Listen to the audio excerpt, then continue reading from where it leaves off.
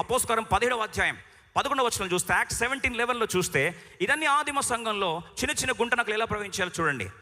అపోస్తల 17వ అధ్యాయం 11వ వచనం, యాక్ట్ 17:11. అపోస్తల 17వ అధ్యాయం 11వ వచనం చూస్తే, వీరు తెస్సలోనికలో ఉన్న వారి కంటే గనులై ఉండిరి గనుక ఆసక్తితో వాక్యమును అంగీకరించి పౌలును శీలను చెప్పిన సంగతులు అలాగున్నవో లేవో అని సంవత్సరానికి ఒకసారి చదువుతున్నారా మీరు? Very good. ప్రతిదినము, ఎవ్రీడే లేఖనములను పరిశోధించవచ్చు. ఇప్పుడు చూడండి, స్టెడ్ ఫాస్ట్, ఎడతెగక ప్రతిరోజు ఏం చేస్తున్నారు వారు? దేవుని వాక్యాన్ని పరిశోధిస్తూ ఉన్నారు, ధ్యానిస్తూ ఉన్నారు. ఎడతెగని దేవుని వాక్య ధ్యానం. ఈరోజు తప్పుడు సిద్ధాంతాలు విస్తృతంగా వచ్చేసాయి. ఏర్పరచబడిన వారు సైతం చెరపట్టే పరిస్థితి వచ్చేసింది. అందుకొరకే సరైన సిద్ధాంతం గల సంఘంలో ఈ రీతిగా లైఫ్ టెంపుల్ దేవుడు మిమ్మల్ని చిరకాలము నాటి ఆకు వాడక తన కాలమందు ఫలమిచ్చే కానీ ఆ చెట్టును పాడు చేసే నక్కలను చూడు ఏం చేయాలి? జాగ్రత్తగా ఉండినట్లు దేవుడు కృప దయచేయను గాక. Where word is honoured, revival will begin. వాక్యం కనపరచబడిన ప్రాంతంలో ఉద్యమం రగులుతుంది. వాక్యము చల్లారిపోయిన ప్రాంతంలో ఉద్యమం ఏమవుతుంది? చల్లారిపోతుంది. అలాగే ఈ సంఘం యొక్క ప్రత్యేకత ఏంటంటే, అపోస్తల 2:47లో చూస్తే, అనుదినము రక్షించబడుచున్న వారిని అనేకులు దేవుడు ఏం చేస్తున్నాడు? చేర్చుతూ వచ్చాడు. వారిలో తృష్ణ ఏంటంటే ఆత్మలు సంపాదించాలన్న తృష్ణ. దయచేసి వినండి, నువ్వు జీవితం ఎప్పుడు జీవిస్తావు తెలుసా? నీ సాక్ష్యంను పంచుకుంటూ అనేకులు యేసు వైపు త్రిప్పేవారు బైబిల్ సెలవిస్తుంది. ఎవరు అనేకులను ఆయన వైపు త్రిప్పెదరో, నీతి మార్గం తిప్పెదరో వారు ఆకాశ జ్యోతుల్లో నక్షత్రాల వలెను, ఆకాశంలోని నక్షత్రాల వలెను. అలాగే జ్ఞాని సొలొమోను అంటాడు, he that winneth souls is wise. జ్ఞాని ఎవరంటే ఆత్మలను వెలిగింపజేసి జీవిత పరమార్థం వారికి బోధింపజేసి దేవుని వైపు తిప్పేవాడు ఎవరండి? జ్ఞాని. చేనుగాక. ఏ చర్చ్ అయితే పోతున్న ప్రాణాలని, ఆత్మలను దేవుని వైపు తిప్పడానికి కొరకు ప్రయత్నించదో, సోల్ విన్నింగ్ మీద తృష్ణ చల్లారిపోయిన సంఘము అది చచ్చిపోయిన సంఘమే. ఈరోజు నుంచి కనీసం నెలకి ఒక్కరికైనా నీ సాక్ష్యం, ఒక్కరికైనా దేవుని సువార్త పంచుకొని ఒక్కరినైనా ఆత్మలు ఏం చేయాలి? సంపాదించాలి. అటు కృప దేవుడు దయచేయునుగాక. అట్లీస్ట్ 1. ఎంతమంది సిద్ధంగా ఉన్నారండి? దేవుడు దీవించునుగాక. అప్పుడు ఆటోమేటిక్గా ఆమోసు 9:13 వాగ్దానం ఏమవుతుంది? నెరవేర్చబడతాయి. ఆత్మల పట్ల తృష్ణ చల్లారిపోయిందంటే ఆత్మీయంగా నువ్వు చల్లారిపోయినట్టే. The church that stops reaching out for the lost souls will soon lose its own revival. వాటి ఉద్యమం ఏమవుతుంది? చల్లారిపోతుంది. ఈ రాత్రి ఆఖరి మాట చెప్పి ముగిస్తాను, బాధకరమైన మాట చెప్పి ముగిస్తాను. వీరందరి జీవితంలో అనుదినము వారు ఏం చేస్తున్నారంటే రొట్టె విరుచున్నారు. ఎడతెగక వారు ఏం చేస్తున్నారంటే రొట్టె విరుచున్నారు. రొట్టె విరచడం అంటే ప్రభు యొక్క శరీరంలో పాలు పంపులు పొందుచున్నారు. ప్రభు శరీరంలో పాలు పొందుతున్నప్పుడు దయచేసినండి, ఏ ఒక్క రోజు కూడా బ్రేక్ తీసుకోలేదంట. సరే, మనం పరిస్థితులు అనానుకూల పరిస్థితి బట్టి వారానికి ఒక్కసారి ఏం చేస్తాం? మనకు కమ్యూనియన్ ఉంది. ప్రభు శరీరము ప్రభు రక్తంలో పాలు పొందుతాం. ఇప్పుడు బాప్తిసం తీసుకున్న వారు అందరూ కూడా మీకు త్వరలో కమ్యూనియన్ ఉంటుంది. ఈరోజు హస్త నిక్షేపం తర్వాత ప్రభు శరీరం రక్తంలో మీరు పాల్గొని పొందొచ్చు. అయితే ముగిస్తూ ఒక మాట చెప్తాను, దయచేసి వినండి. అద్భుతమైన సత్యం.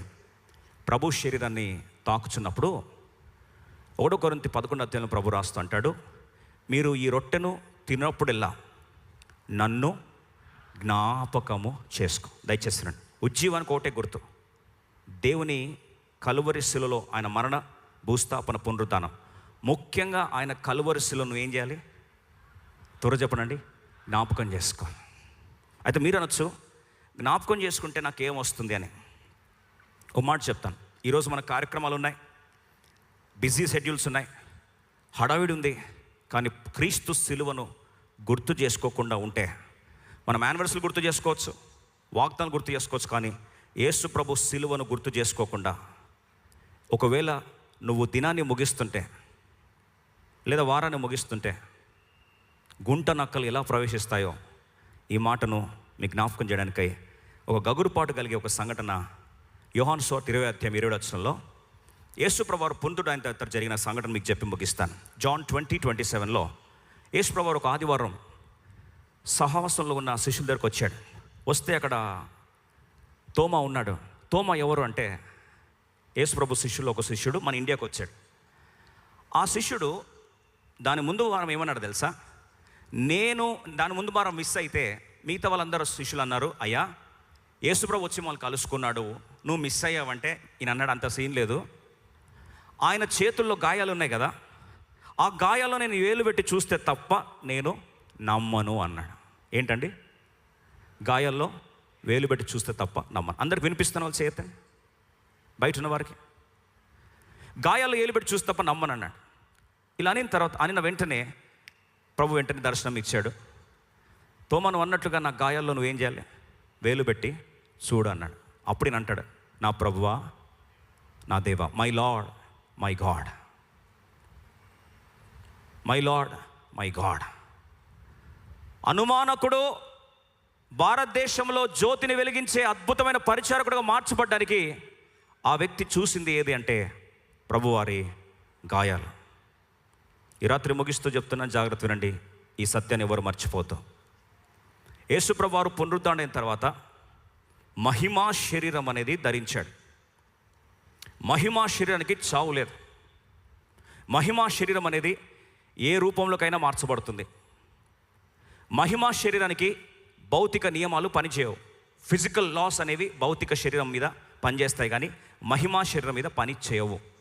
The laws of physics will not operate on the glorious body. మనము పునరుద్ధానములో, రెండవ రాకడలో, క్రీస్తు రాకడలో లేపబడినప్పుడు మనం కూడా మహిమా శరీరం పొందుతాం, క్రీస్తుని పోలి ఉంటాం.